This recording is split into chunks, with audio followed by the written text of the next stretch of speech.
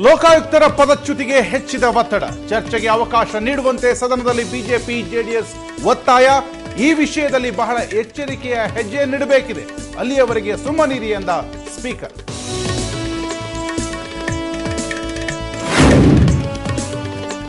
ಉಪಲೋಕಾಯುಕ್ತರ ಮಧ್ಯೆ ಭಿನ್ನಮತ ಸ್ಫೋಟ.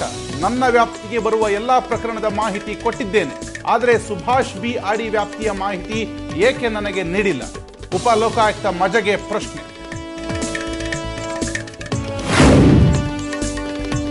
ವ್ಯಾಪಂ ಬಹುಕೋಟಿ ಹಗರಣಕ್ಕೆ ಮತ್ತೊಂದು ಬಲಿ. ಇಂದು trainee sub inspector Anamika Kushwaha ಸಾವು. ಎಲ್ಲಾ ಸಾವು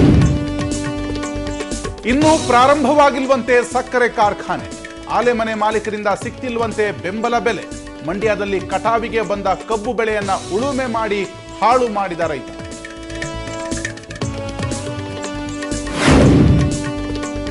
ನಿಂಬೆ ಹಣ್ಣು ಹಾಕಿದ್ರು, ಅರಿಶಿನ ಕುಂಕುಮ ಚೆಲ್ಲಿದ್ರು. ಮೈಸೂರು ಜಿಲ್ಲಾಧಿಕಾರಿ ಕಚೇರಿಗೆ ಮಾಟ ಮಂತ್ರ. ಜಿಲ್ಲಾಧಿಕಾರಿಯನ್ನ ಒಲಿಸಿಕೊಳ್ಳುವಲು ನಡೀತಾ ತಂತ್ರ.